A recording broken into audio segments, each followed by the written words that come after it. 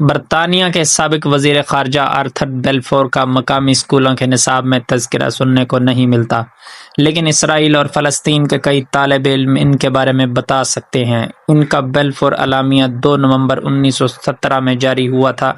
اس کے بارے میں تاریخ کی جماعتوں میں پڑھایا جاتا ہے اور اہم باب کو اسرائیل اور فلسطین میں ایک بالکل الگ الگ قومی بیانیے میں پڑھایا جاتا ہے۔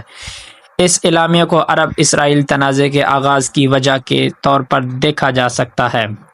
اس وقت کے وزیر خارجہ آرتھر بیلفور کے اعلامیے کا ذکر صہیونیت کے مرکزی حمایتی لارڈ والٹر روتھسچائلڈ کو لکھے گئے ایک خط میں شامل ہے۔ صہیونیت تحریک کا مقصد یہودیوں کی اپنی تاریخی سرزمین پر بحیرہ روم سے دریائے اردن کے مشرقی کنارے تک یہودی ریاست قائم کرنا تھا۔ اس علاقے کو فلسطین کہا جاتا ہے۔ اس میں کہا گیا تھا کہ برطانوی حکومت یہودیوں کے لیے فلسطین میں ملک کے قیام کے حق میں ہے۔ اس کے ساتھ ہی انہوں نے کہا تھا کہ اس وقت وہاں موجود غیر یہودی برادریوں کے شہری اور مذہبی حقوق کے ساتھ تعصب نہیں برتنا چاہیے۔ فلسطینیوں نے اس کو بہت بڑے دھوکے کے طور پر دیکھا، خاص کر ایک علیحدہ ریاست کے وعدے کے بارے میں جس میں کہا گیا تھا کہ عربوں کی سیاسی اور عسکری مدد کرنا تھی جو پہلی جنگ عظیم میں سلطنت عثمانیہ کی حکمرانی میں تھے۔ اس میں رائے دی گئی تھی کہ برطانیہ سلطنت عثمانیہ کے زیادہ تر حصے میں ان کی آزادی کی جدوجہد کی حمایت کرے گا۔ عربوں نے سمجھا کہ اس میں فلسطین بھی شامل ہے، اگرچہ اس کا بالخصوص تذکرہ نہیں تھا۔ کیا آپ سمجھتے ہیں کہ برطانیہ فلسطینی عوام کے ساتھ جرم کا مرتکب ہوا؟ مغربی کنارے کے شہر رام اللہ کے اسکول میں ایک ٹیچر نے سبق پڑھانے کے دوران بچوں سے سوال پوچھا، تو جواب میں کلاس کے ایک بچے نے ہاتھ کھڑا کر کے اس کی تائید کی۔ ایک 15 برس کی لڑکی نے کہا کہ یہ اعلامیہ خلاف قانون تھا کیونکہ فلسطین سلطنت عثمانیہ کا حصہ تھا اور برطانوی اس کو کنٹرول نہیں کرتے تھے۔ برطانیہ نے عربوں کو اقلیت کے طور پر لیا، حالانکہ وہ آبادی کا 90% تھے۔ بیلفور اعلامیہ کو ہائی اسکول کے آخری سالوں میں پڑھانے والے اسرائیلی بچے اس اعلامیہ کو برطانوی مداخلت کو مثبت انداز میں لیتے ہیں۔ شمالی اسرائیل کے ایک گاؤں بیلفوریا کی رہائشی 9 سالہ نوگا یزوقلی فخر سے عبرانی زبان میں اعلامیہ کو پڑھ سکتی ہیں۔ ان کے والد نیو بیلفور اعلامیہ کے بارے میں کہتے ہیں کہ جس وقت یہ اعلامیہ جاری ہوا اس سے صہیونی تحریک کو ایک بہت بڑی امید اور بڑا عزم ملا۔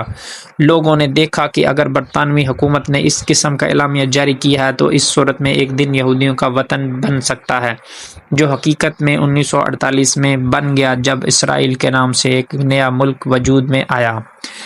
نیو کے دادا سمیت بیلفوریا کے دیگر رہائشیوں سمیت یہودی آبادی 1925 میں فلسطین میں آہستہ آہستہ اپنے قدم جما رہی تھی۔ جب لارڈ بیلفور نے وہاں کا دورہ کیا تو ان کا پرجوش استقبال کیا گیا۔ اس وقت یہ علاقہ برطانیہ کے زیر انتظام تھا۔ بیلفور اعلامیہ باضابطہ طور پر برطانیہ کے فلسطین کے بارے میں مینڈیٹ کا احاطہ کرتا ہے۔ اس مینڈیٹ کے پہلے حصے میں برطانیہ نے یہودی تاریخ وطن کی بڑی تعداد میں آمد کی اجازت دی، لیکن عرب مخالف اور تشدد کے بڑھنے کے سبب اسرائیلیوں کو یاد ہے کہ خاص کر ہولوکاسٹ کے دنوں میں کس طرح تشدد اور جبر سے فرار ہونے والوں کا راستہ روکا گیا۔ یروشلم کی ہیبریو یونیورسٹی کا افتتاح بیلفور نے کیا تھا اور اس یونیورسٹی کی پروفیسر روتھ لیپڈوتھ نے 67 الفاظ پر مشتمل اس دستاویز کو پڑھ رکھا ہے۔ بین الاقوامی قانون کی ماہر پروفیسر روتھ نے کہا کہ یہ اعلامیہ قانونی طور پر پابند کرتا تھا، لیکن برطانیہ کو اپنے وعدے کو پورا کرنے میں مشکل کا سامنا کرنا پڑا۔ جب نازی حکومت میں آئے تو سیاسی صورتحال کافی خراب تھی اور پھر انگلینڈ کو عرب ممالک کی دوستی کی صورت میں مدد کی ضرورت تھی۔ پھر اس اعلامیہ پر عمل درآمد کو محدود کرنا پڑا اور یہ قابل افسوس ہے۔ پروفیسر روتھ نے دوسری جنگ عظیم شروع ہونے سے 1 برس قبل سن 1938 میں جرمنی چھوڑ دیا تھا اور اس وجہ سے ان کو اعلامیہ میں ذاتی دلچسپی بھی ہے۔ میں اب بھی اس کی بہت شکر گزار ہوں کیونکہ یہ اعلامیہ میرے سمیت فلسطین واپس آنے کے حق کا اہم ذریعہ تھا۔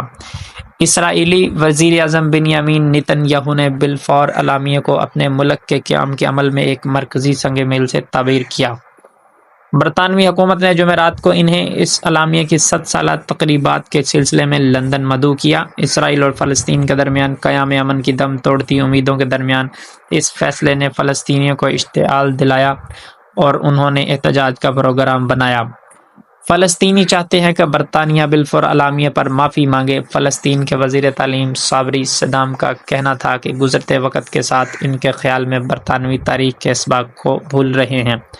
انہوں نے کہا کہ فلسطین اب بھی اسرائیل کے ساتھ اپنی ریاست کا قیام چاہتے ہیں اور تنازع کو ختم کر کے خود ساختہ دو ریاستی حل کی بنیاد پر اپنی زندگی گزارنا چاہتے ہیں، جس کو عالمی برادری کی حمایت بھی حاصل ہے۔ انہوں نے کہا کہ اب وقت آ گیا ہے کہ فلسطین آزاد ہو جائے اور طویل عرصے سے ادھورا وعدہ پورا ہو، اور اسرائیل کی جو جارحیت فلسطین میں اس وقت جاری ہے اس کا بھی